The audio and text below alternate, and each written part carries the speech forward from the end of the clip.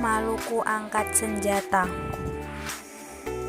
Portugis berhasil memasuki Kepulauan Maluku pada tahun 1521. Mereka memusatkan aktivitasnya di Ternate. Tidak lama berselang, orang-orang Spanyol juga memasuki Kepulauan Maluku dengan memusatkan kedudukannya di Tidore. Terjadilah persaingan antara kedua belah pihak. Persaingan itu semakin tajam setelah Portugis berhasil menjalin persekutuan dengan Ternate dan Spanyol bersahabat dengan Tidore. Semua ini tidak terlepas dari ambisi bangsa-bangsa Barat untuk menguasai perdagangan dan menanamkan kekuasaannya di Maluku. Mereka sering memanfaatkan kelemahan kaum pribumi, termasuk memanfaatkan intrik-intrik yang membuat perpecahan di lingkungan istana. Pada tahun 1529 terjadi perang antara Tidore melawan Portugis. Penyebab perang ini karena kapal-kapal Portugis menembaki junjung dari banda yang akan membeli cengkeh ke Tidore. Tentu saja Tidore tidak dapat menerima tindakan armada Portugis. Rakyat Tidore angkat senjata. Terjadilah perang antara Tidore melawan Portugis. Dalam perang ini Portugis mendapatkan dukungan dari Ternate dan Bocan.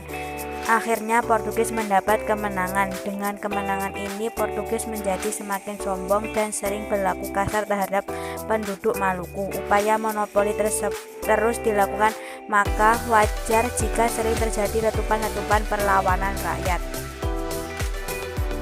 Sementara itu, konflik dan persaingan antara Portugis dan Spanyol di Maluku ini harus segera diakhiri dengan mengingat kesepakatan pada perjanjian Tordesillas, maka diadakan perjanjian damai antara Portugis dan Spanyol. Perjanjian damai dilaksanakan di Saragossa pada tahun 1529.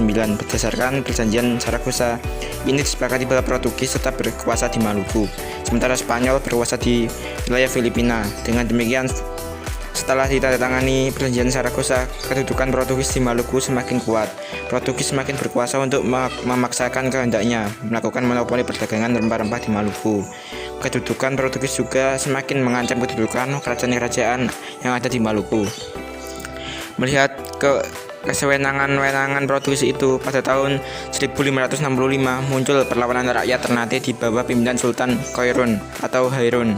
Sultan Koiron menyerukan seluruh rakyat dari Iran atau Papua sampai Jawa untuk angkat senjata melawan kezaliman kolonial Portugis. Portugis mulai kewalahan dan menawarkan perundingan kepada Sultan Koiron dengan pertimbangan kemanusiaan. Sultan Koiron menerima ajakan Portugis. Perundingan dilaksanakan pada tahun 1570 bertempat di benteng Sao Paulo. Ternyata semua ini hanya tipu muslihat Portugis. Pada saat perundingan sedang berlangsung, Sultan Koiron ditangkap dan dibunuh. Setelah Sultan Koiron dibunuh, perlawanan dilanjutkan di bawah pimpinan Sultan Babula, putra Sultan Koiron. Melihat tindakan Portugis yang tidak mengenal nilai-nilai kemanusiaan, semangat rakyat Maluku untuk melawan semakin berkobar. Seluruh rakyat Maluku berhasil dipersatukan termasuk Ternate dan Tidore untuk melancarkan serangan besar-besaran terhadap Portugis. Akhirnya Portugis dapat didesak dan pada tahun 1575 berhasil diusir dari Ternate. Orang-orang Portugis kemudian melarikan diri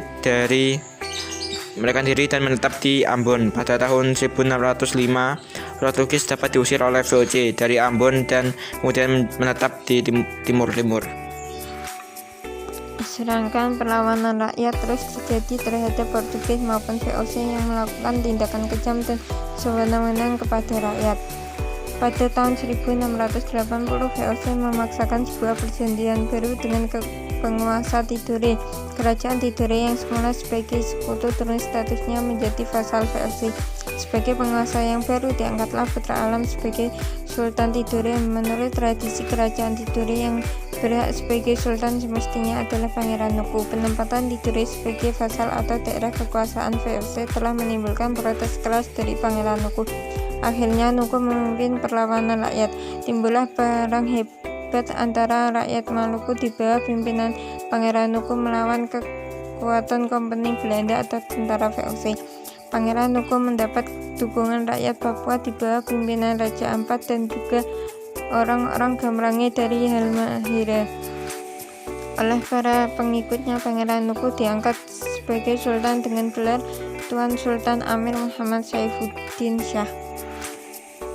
Dengan posisinya sebagai sultan ini, maka perlawanan terhadap VOC semakin diperkuat. Akhirnya Sultan Nungku berhasil mengembangkan pemerintahan yang berdaulat, melepaskan diri dari dominasi Belanda di Tidore sampai akhir hayatnya tahun 1805.